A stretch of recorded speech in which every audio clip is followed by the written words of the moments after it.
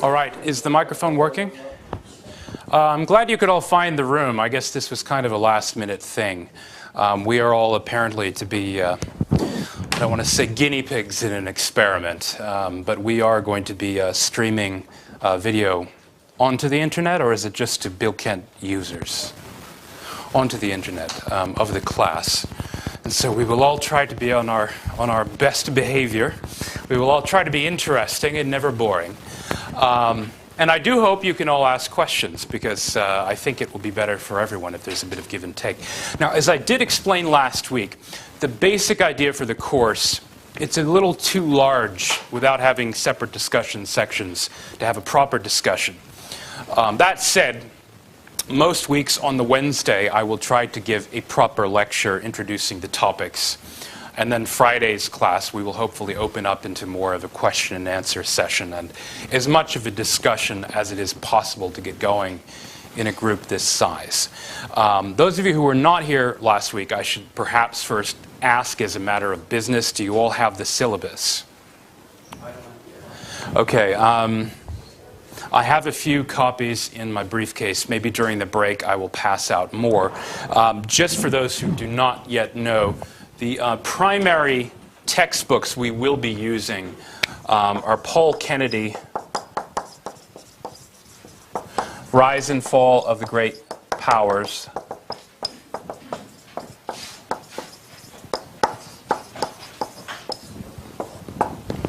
and Henry Kissinger, Diplomacy. Now, as I did explain last week, these books are on order, have not arrived yet at the bookstore, but there are multiple copies of these books, both of them available on Library Reserve. In fact, in both English and Turkish editions. This being a class taught in English, of course, I highly recommend and strongly encourage you to read the English edition. However, as there are many students using them, I understand if at times all of the English copies are in use, you might have to at times partake of the Turkish edition, and that is fine. For the first week, the readings were a bit of a mixture. We're looking at the first chapter of Kennedy's Rise and Fall of the Great Powers, particularly his broad sweep view of the state of the world circa 1500. We're also reading two excerpts from other books, one by Jared Diamond, a very famous international bestseller called Guns, Germs, and Steel, which looks at an even broader sweep of history going back 13,000 years. And also a book by Victor Davis Hanson called Carnage and Culture, which is a bit more specific to military affairs, both of which offer alternative versions of what I consider really the key question of modern history. Like it or love it, hate it or despise it, the rise of the West is the fact with which most of the world has had to deal, at least for the past 2 to 3 centuries. There's a word, it's not really in that common currency, but which I think is actually key to understanding a lot of the modern world, hesperophobia, which I suppose literally simply means fear of the West, but it might more lyrically be translated as fear and loathing of the West, or at the very least an attitude of kind of conflicted ambivalence mixed with fear and loathing of the West, felt by, of course, so many peoples around the world who have either seen their own civilizations fall asunder, like those in the Americas, the Incas and the Aztecs and so on. More recently, of course, ancient powers such as China have succumbed to Western imperialism. Turkey being, in fact, an exception to this rule, and that Turkey actually was able to ward off, shall we say, the predations of the European powers and fight for its own independence, unlike most of the countries in this region. Whether we call it imperialism, colonialism, domination, it is the central fact, really, of the last 400 to 500 years of history. But if you really think about it in geopolitical terms, it's rather amazing. Europe, after all, is a tiny appendage of a very large continent, that continent being Eurasia. Now, Eurasia, it functions geographically, or you might say geopolitically, in a lot of the great theories about world history. How many of you have now already been able to read the Jared Diamond excerpt from Guns, Germs, and Steel? Has anyone read it yet? I guess not. I hope we'll read it by Friday.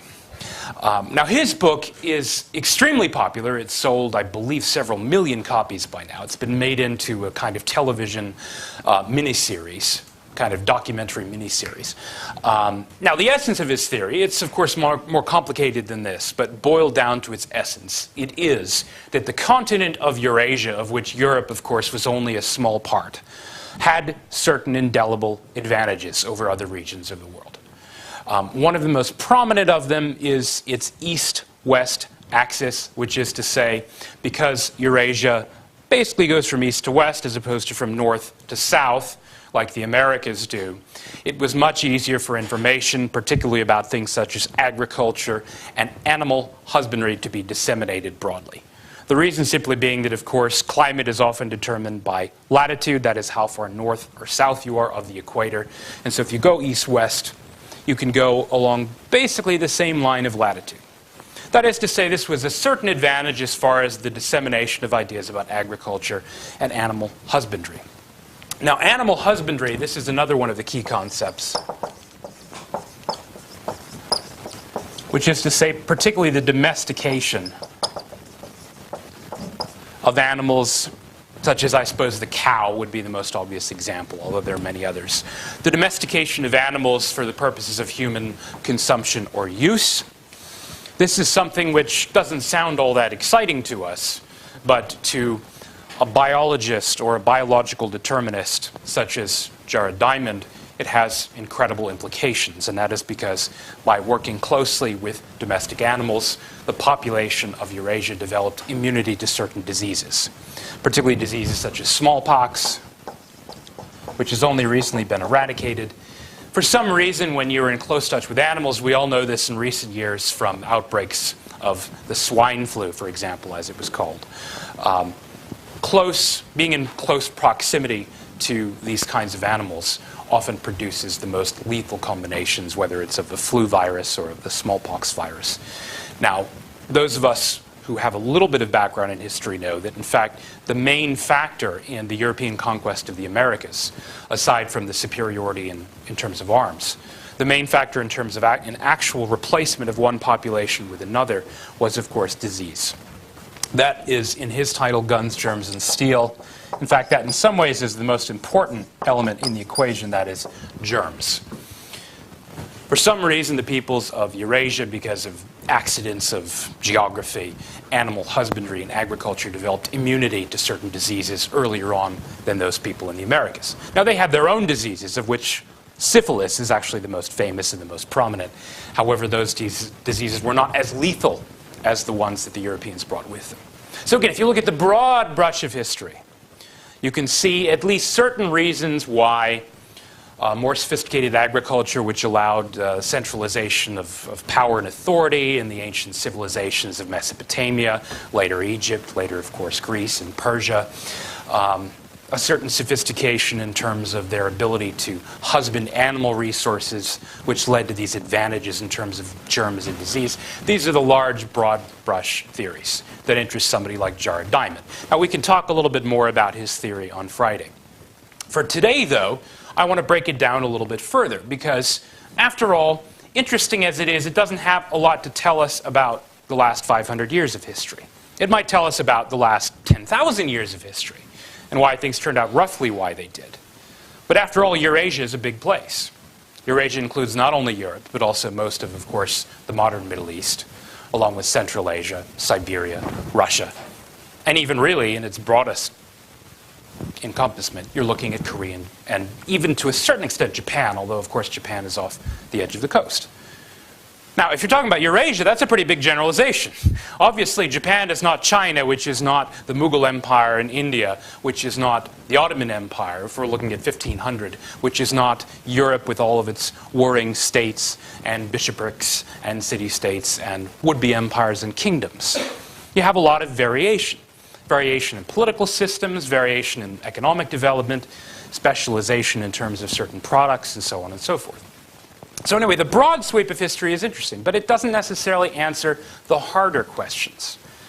After all, animal husbandry modern, to a certain extent, agriculture, maybe not modern agriculture, but at the very least large-scale, intensively farmed agriculture. The production of grain, for example, being, of course, the most important element in the rise of modern urban civilization. These were all prevalent in the Middle East. They were certainly prevalent in China thousands of years ago, and they were certainly prevalent in Europe. They explain nothing about why Europe rose to prominence in the last 500 years, as opposed to the Islamic empires and or China. Now, if you look at it in a slightly different way, the way that Paul Kennedy does, I'm gathering none of you have read the Paul Kennedy reading yet either. I'm pleased to read it for Friday. Now, Paul Kennedy is looking at things much more specifically. If he looks at the world circa 1500, what would you see? Let's say if you were a traveler from outer space. You would probably be most impressed with the sophistication of Chinese civilization. The Chinese had, of course, invented things such as gunpowder, quite famously, printing, or as it is usually called, movable type, not exactly the same thing as the printing press later developed in Europe. But the idea, that is, of a repeatable, essentially a kind of block that you could use to print instead of writing longhand with your hand. So you have movable type. You also had advancements in metallurgy, such that the Chinese about 1,000 years ago were actually producing as much iron as Britain was in the early days of the Industrial Revolution. They also had sophisticated ocean-going galleys, the famous junks of Cheng Ho. This is actually a bit before 1500. These voyages were kind of in the early 1400s. Long ocean-going voyages. He reached the coast of Africa. So the Chinese have sophisticated naval technology. They've always been rich.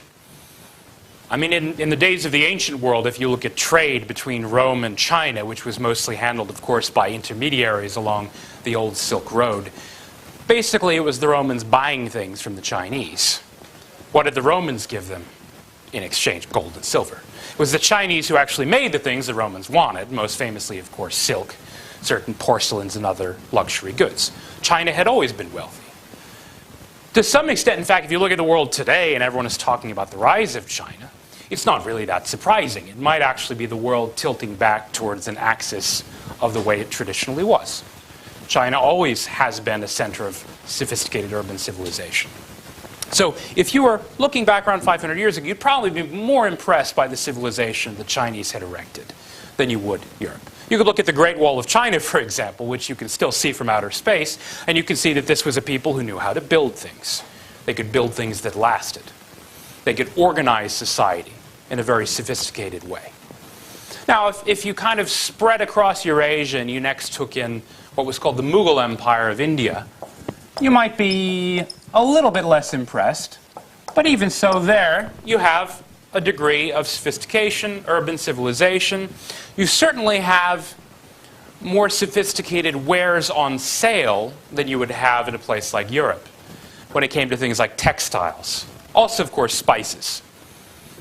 In fact, you can understand a lot about how Europe was propelled forward into the age of imperialism if you simply think about something like food. What was Columbus actually looking for, after all? Do you guys know? He discovered America, famously, but America isn't what he was looking for. In fact, he didn't know America was there. Well, yes and no. Once he got there, that's what he was interested in. But that wasn't really the original purpose of the voyage. He was looking for a faster route to Asia, as it was called the Indies. And that's why they called all the native population of America Indians. He was looking for spices, basically. And that's because European food is famously boring. I mean, if you ever go really far north in the world, Russian food is famously horrible, right? Scandinavian food doesn't have a lot of spice or taste. Spices tend to grow in the tropics. They particularly tend to grow in Southeast Asia, which has, as you would expect, the spiciest food in the world. Now, spices are important not just for making food taste better, but also for preserving it. Meat, as we know, spoils rather quickly. And in the days before refrigeration, it was incredibly important to be able to cure meat, usually with spices. That was the easiest way to do it, such that meat could be preserved. Europe did not have its own spices. It didn't have coffee. It didn't have tea. To a certain extent, it didn't really even have potable, that is to say, good drinking water. In fact, you can look around Europe today, and you can, to a certain extent, ascertain where the northernmost limits of the Roman Empire were, based on whether people tend to drink beer or wine. Do you know why that is? When you think about beer, I know these days we think of beer as, what's that? It has, well, they both have alcohol, but the thing is, wine has more alcohol. If you ever have a good dinner with wine, at least to the European continental style, you will usually have water on the side, right? The Romans had water. They had aqueducts, right? So they had clean drinking water. So they would drink wine, or people in these countries would drink wine, and they would also drink water. Now, Northern Europe didn't tend to have very good water. It had really no drinkable water at all, at least water, unless you were drinking it straight from a mountain stream. They didn't have any system of disseminating clean water. And so alcohol was a preservative, in the same way that spices work to make meat preserved. That's what alcohol basically did for water. So that Northern Europeans basically drank a bunch of booze. So you kind of think about the sleepy days, as you might call it, of European civilization, the later Middle Ages, as we usually call them. People were mostly drinking things like beer and gin. They hadn't discovered coffee. They hadn't discovered tea. And their food was really boring. So to a certain extent, you can kind of explain this great propulsion of energy, the Europeans going out to seek other things, based on the lack of these things in Europe. Let's say in Southeast Asia or in China, you didn't have to go very far to find things like spices.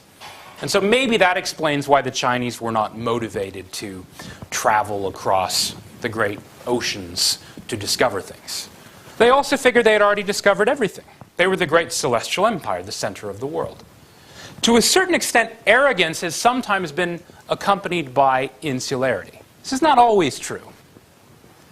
But if you look at the Ottoman Empire circa 1500, there is a kind of element of commonality with China, in the sense that you have this pretension again of being the center of the world. The early Ottoman sultans, they had various titles. I mean, they had dozens of titles. One of them was Burgrave of the whole world, as it's usually rendered into English. The idea is you were the lord of the horizons.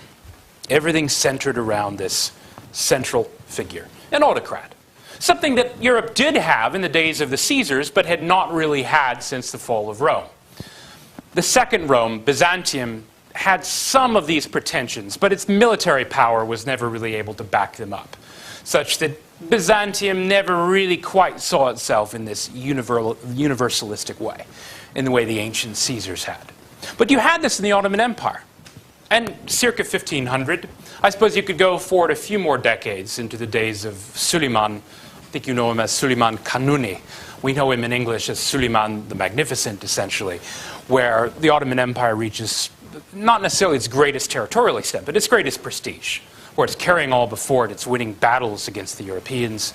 Well, I guess right before Suleiman, under Sultan Selim, you call him Yavuz Sultan Selim. We call him Selim the Grim, who is conquering and rolling up, of course, the Middle East. You have Egypt, and you have Syria, and you have Palestine, and to a certain extent Mesopotamia and Arabia, the holy places of Islam. These are the glory days. When Ottoman power is at its height, when ambassadors from all over are coming to Istanbul, or as it was still called then, Constantinople. They came there, not the other way around. The Ottomans didn't even send ambassadors. And why would they?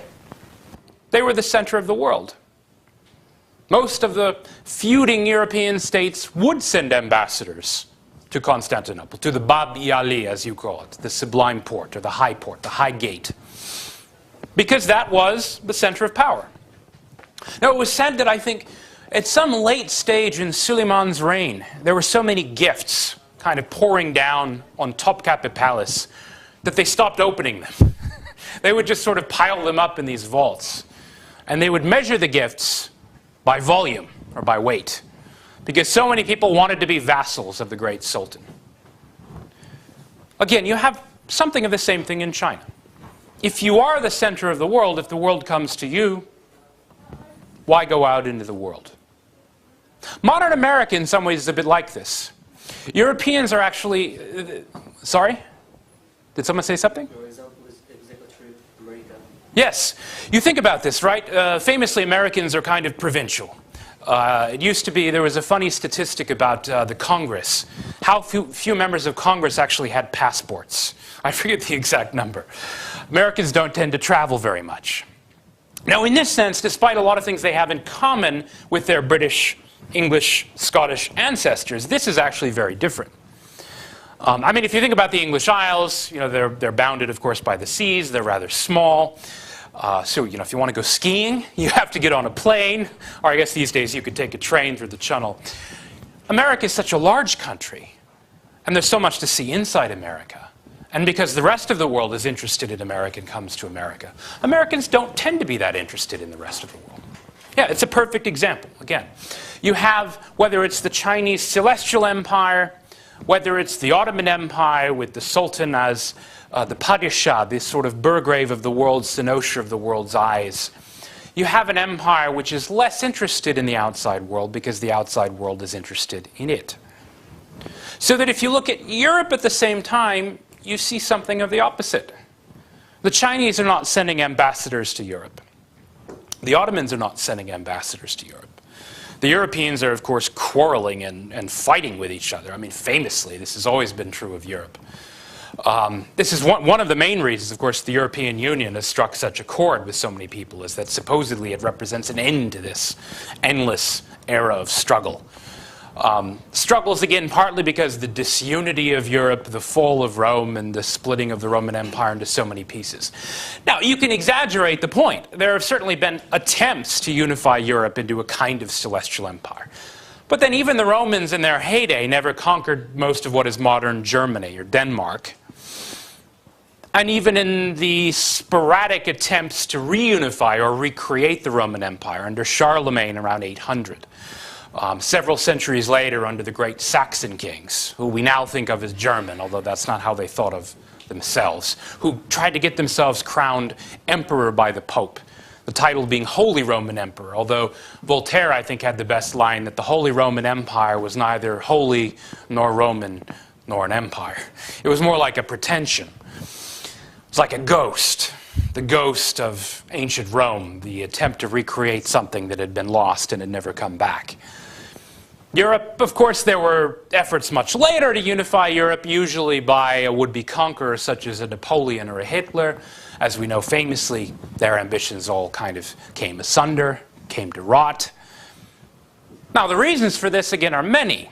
Some people look at geography. You know, they say Europe it's a land, of course, of many mountains. It's a land of navigable rivers, but which maybe are not quite as easy to unify into like a central fertile valley system like the Nile in Egypt or the Yangtze River in China. There's a phrase for that, actually. When people talk about, you've heard this cliche, I'm sure, Oriental despotism. There's actually a more technical term that some historians like to use. They call them hydraulic empires. Hydraulic, of course, being a word which comes from hydra, or hydro, which means water. The idea being you have to have a kind of central irrigation system in a great river valley, which requires these kind of feats of social organization, but also essentially a kind of central authority without which it wouldn't work. So you get a kind of despotism, the hydraulic empires. The famous examples being China and ancient Egypt. Empires, again, where you have a central authority, a kind of despot in authority, without which you cannot marshal all of the resources and herd the people almost sheep-like to fulfill their functions in some great machine. Europe wasn't like that.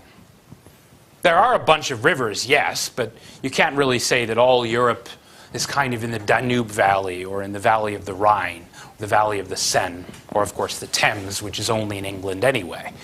And then you have places like Denmark, where it's split apart into things like islands and peninsulas. This is even more true of Scandinavia.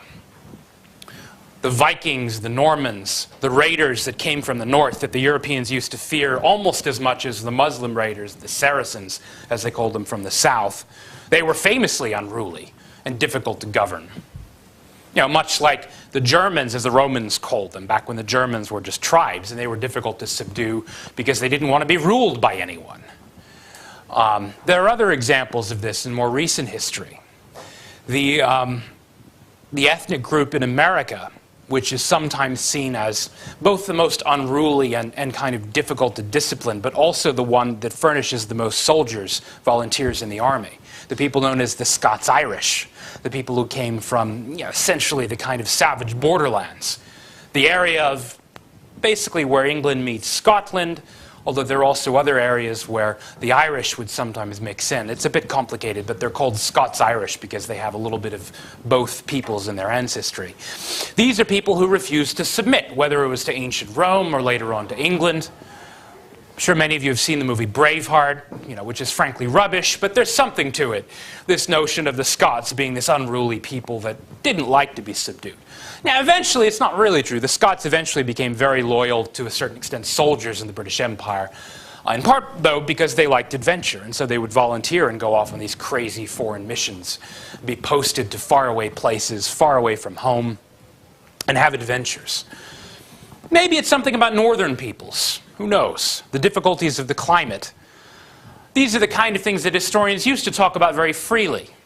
Montesquieu, in the 18th century, would talk about the influence of geography on people. It's interesting that the moderns, particularly since 1945, have taptoed around these kinds of subjects very delicately. You'll see in the Jared Diamond reading, for example, how careful he is to escape from, to squirm out from any imputations that anything that he is saying is racist, that there is anything better about one group or another. I personally think he's a bit too careful, he's a bit too defensive. Geography, after all, and its impact on people, this is one of the ancient themes of history. If you read Herodotus, he talks about the different peoples and all of their strange customs and the way they were shaped by their environment. It's not necessarily something that has to be controversial. Particularly if in the case of Europe you see that there are obviously things that are advantageous and things that are disadvantageous. The fact that Europeans were so difficult to govern, so unruly, so rebellious in a way, it meant for certain political backwardness for a very long time. This is why the Europeans, to a certain extent, actually made easy conquering for the Ottomans. If you look at the fall of Constantinople in 1453, you all probably know the basics of the story, I assume, from high school. You know about Fatih Mehmet. You know about his organization of legions, how many people volunteered to serve in the army. Not all of them Muslims. Remember, he has a lot of volunteers. He's got Bulgars, he's got Hungarians, he's got Serbs. He even has people who were essentially Greeks, who were Byzantines, who volunteered to serve him. The great cannon with which they batter the walls of Theodosius outside the city is famously cast by nationality. Does anyone know? Who cast the big cannon, the great big cannon? The one that was 30 feet high, 10 meters high. It was a Hungarian Christian. Now, it's true, the Hungarians once upon a time, they were nomadic people just like the Turks. They had been converted to Christianity. But to a certain extent, they had converted only partly, or at the very least, they had assimilated more to the European style of, shall we say, fractiousness and unruliness than they had to any notion of a universal empire. Many Hungarians volunteered to serve the Sultan. Others fought him, of course. But the Europeans never could quite get their act together. There are exceptions, of course, the Crusades being the famous exception when different peoples of Europe actually united, at least for a time, before they started fighting each other again, to go on this great sort of foolhardy crusade to retake the Holy Land, aiming for Jerusalem. Now these days, the Crusades are seen as an early example of Western imperialism. You often hear them discussed that way. I don't think that makes a lot of sense. Because at the time, if you're looking at the 11th century is maybe not, shall we say, the height of Islamic power and prestige in the world. You'd probably have to go back to maybe around 800 or 900, possibly up to about 1,000 at the latest, to talk about Muslim power at its height. The pretensions of the Baghdad caliphs to universal reign. The Ottomans were more like a kind of later version of this. That said, Europe again was backwards at the time. There's a scene in one of the Robin Hood movies. I think it's the one with Kevin Costner. Have any of you seen that one? He goes and Kevin Costner as the one who becomes Robin Hood, Prince of Thieves. The early parts of the story, he's a crusader. You know, he's there in Jerusalem. And I think he's taken prisoner, and he helps them escape, and he saves the life of a Moor, as he calls them. You know, the Europeans had different names for Muslims: Saracens, Moors. They all had their own names for them. The Moors being usually associated, of course, with the Muslim conquest of Spain, Al-Andalus. And so he saves his life, and so the Moor, played by Morgan Freeman, you know, he pledges kind of fidelity to him, and he goes back to England, and of course, Morgan Freeman, as the Moor, is like shocked at how, you know, cold and unpleasant England is. And he starts thinking, well, why did I leave, you know, Jerusalem and end up in England? This is crazy. But he still serves loyally and so on. Well, anyway, there are some famous scenes in the movie, you know, where Morgan Freeman takes up his looking glass. You know, essentially, it's sort of like an early version of the telescope. You know, and he looks to see the men who are coming at them from maybe 500 meters away. And of course, Kevin Costner can't see them yet, because he's just looking with his eyes, and he looks through the thing, you know, the wrong end, and he can't figure out how it works. And Morgan Freeman says something like, "I cannot figure how you people conquered Jerusalem. It makes no sense. You know, you backwards heathens." Yeah, their medical practices were backwards. The Muslims had benefited to a certain extent from some of the ancient Greek medical texts, which had fallen out of use in the West. You know, so they knew certain things that the Europeans didn't know. I mean, we're not talking about modern medicine, but I mean, the Europeans, if they would get injured, they would just sort of hack off limbs, basically. They had no notion at all of modern hygiene. You know, they weren't as clean. You know, they didn't bathe frequently. You know, as has always been very important, of course, to Muslims, cleanliness. So they had kind of hygienic and sanitary problems. Most of them were illiterate. You know, they didn't read or write. They certainly didn't know about the latest technology. It's curious, though, that despite all this, they did make it all the way to Jerusalem, which is, after all, a very long way from Europe. An even longer way, really, from France, where a lot, in fact, most of the Crusaders set out from what is now modern France. Now, how did they make it that far? And why did they win? That's actually where, to some extent, I think the most interesting part of this discussion about the modern West comes in. This whole notion of military culture. This is actually what you'll be reading about in the Victor Davis Hanson book, Carnage and Culture. Now again, Hanson too, like Diamond, like a lot of modern authors, is at pains to emphasize that he's not talking about superiority in any cultural or racial sense. But he does make some interesting points about the so-called Dark Ages. One of which is, of course, the Battle of Poitiers, 732. Does this ring a bell from your own school tradition? I'm sure you have a different name for the battle. Do you know the battle I'm talking about? Where it takes place? Yes?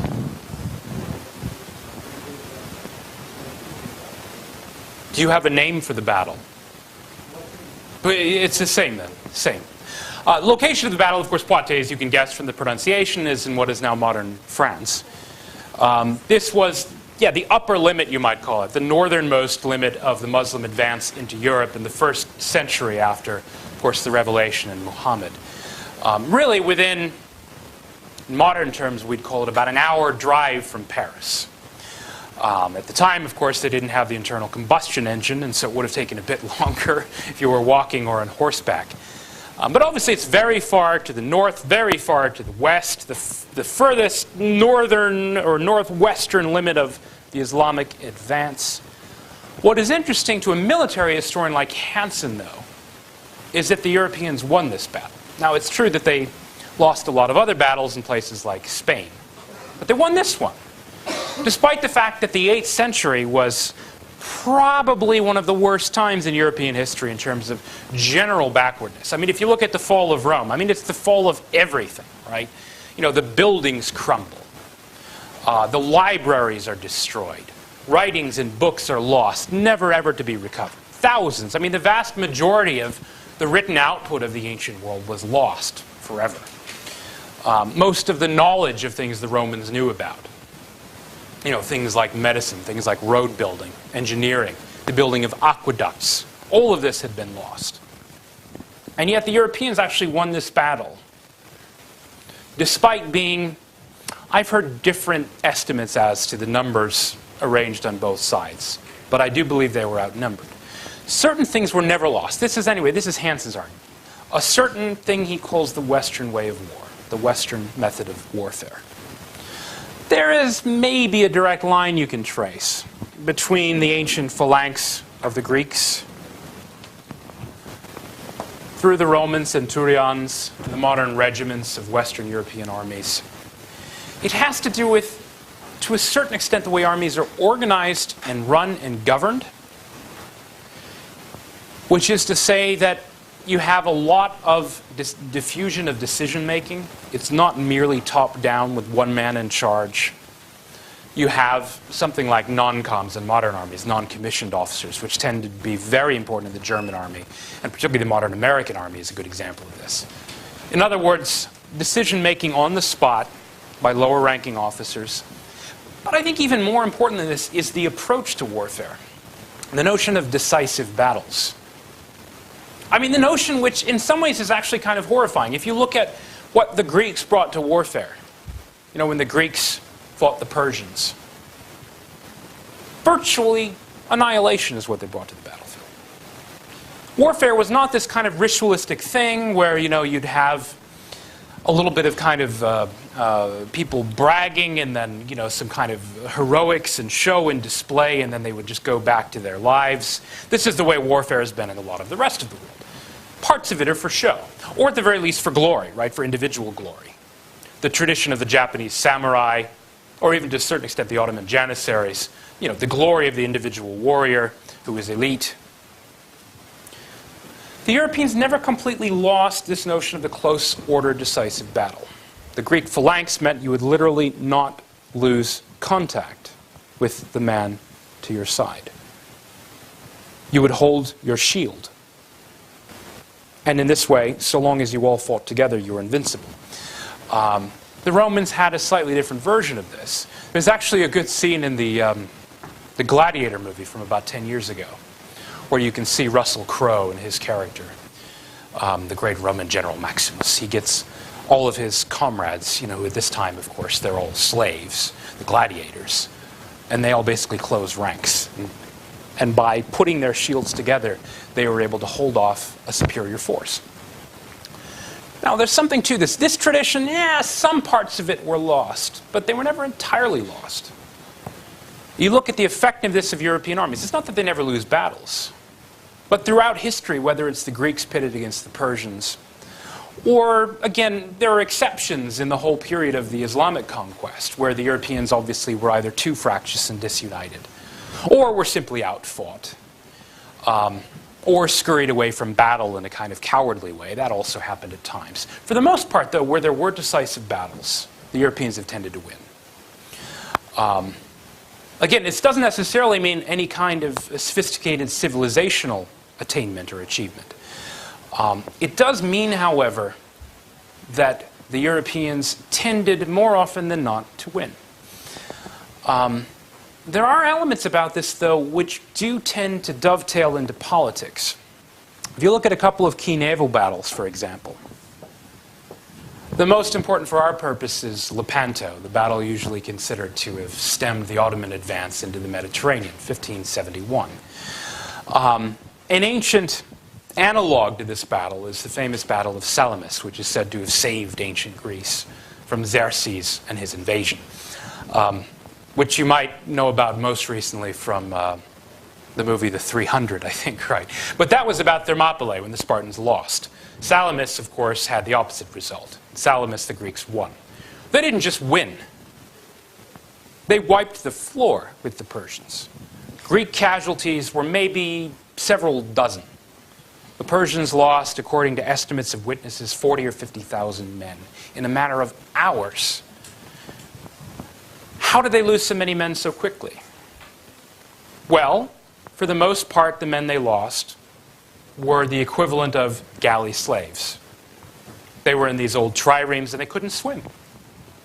So, as soon as the ships were rammed, they fell into the water and they drowned. Most of the Greeks knew how to swim. They were also, of course, fighting off the coast of Greece, which helped. But what's interesting about the Greeks in the battle is we actually know their names. We don't know who any of these Persians were. I mean, even to a certain extent, when you look at this ancient history, the history of the wars between Greece and Persia, you have to take it all with a bit of a grain of salt, because the sources all come from where? The sources are they Greek or Persian? They're all Greek. The Persians didn't really write their history in the same way as the Greeks did. So again, maybe the Greeks distorted the picture of battle. Maybe it was much closer than it really was. Maybe the whole history of the Greco-Persian wars would need to be rewritten if we had other sources, but we don't. The same thing to some extent is true of Lepanto. The Ottoman Navy, for the most part, was made up of galley slaves. Men whose names we don't know. Men who drowned. Men who didn't know how to swim. The Europeans, it's not that we know all of their names, certainly not. But we know most of the names of the Europeans who fought in the battle. Many of them had status and rank. Mid-level officers who were able to make decisions on the ground. So there are certain elements then of military tradition, I think, which were unique to Europe. And also certain elements of the written or literary tradition. How are we doing on time, by the way? Looks like we're almost to the end of the first hour. No, when we get back, I want to look at the history of printing, and particularly the printing press, and its impact, particularly in Europe, but its differential impact, places like China and the Ottoman Empire. Because I think that probably explains even better than all of the rest of the things we've been talking about, just what did make Europe different. So let's take a short break, about a 10-minute break, and then we'll continue.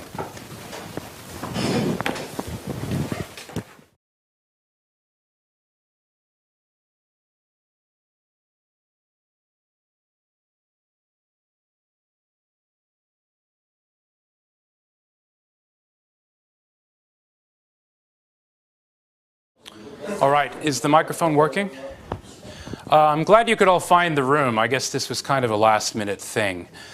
We are all apparently to be, I don't want to say guinea pigs in an experiment, but we are going to be streaming video onto the internet, or is it just to Bilkent users? Onto the internet of the class. And so we will all try to be on our best behavior. We will all try to be interesting and never boring. And I do hope you can all ask questions, because I think it will be better for everyone if there's a bit of give and take. Now, as I did explain last week, the basic idea for the course, it's a little too large without having separate discussion sections to have a proper discussion.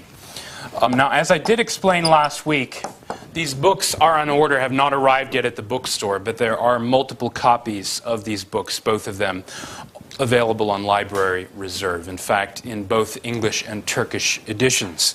This being a class taught in English, of course, I highly recommend and strongly encourage you to read the English edition.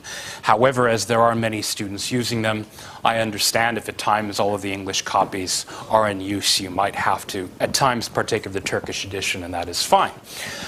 For the first week, the readings were a bit of a mixture. We're looking at the first chapter of Kennedy's Rise and Fall of the Great Powers, particularly his broad sweep view of the state of the world circa 1500. We're also reading two excerpts from other books, one by Jared Diamond, a very famous international bestseller called Guns, Germs, and Steel, which looks at an even broader sweep of history going back 13,000 years. That said, most weeks on the Wednesday, I will try to give a proper lecture introducing the topics. And then Friday's class, we will hopefully open up into more of a question and answer session and as much of a discussion as it is possible to get going in a group this size. Those of you who were not here last week, I should perhaps first ask as a matter of business, do you all have the syllabus? Okay.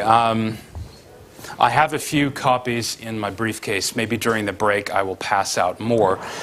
Just for those who do not yet know, the primary textbooks we will be using are Paul Kennedy, Rise and Fall of the Great Powers,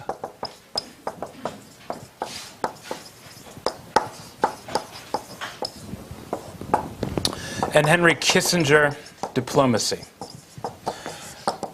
And also a book by Victor Davis Hanson called Carnage and Culture, which is a bit more specific to military affairs.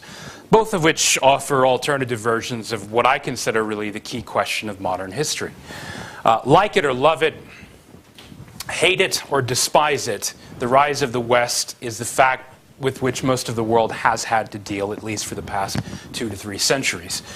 There's a word, it's not really in that common currency, but which I think is actually key to understanding a lot of the modern world, hesperophobia, which I suppose literally simply means fear of the West, but it might more lyrically be translated as fear and loathing of the West, or at the very least an attitude of kind of conflicted ambivalence mixed with fear and loathing of the West, felt by, of course, so many peoples around the world who have either seen their own civilizations fall asunder, like those in the Americas, the Incas and the Aztecs and so on. More recently, of course, ancient powers such as China have succumbed to Western imperialism.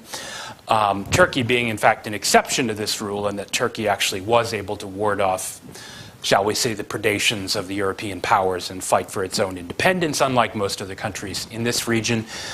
Whether we call it imperialism, colonialism, domination, it is the central fact, really, of the last 400 to 500 years of history.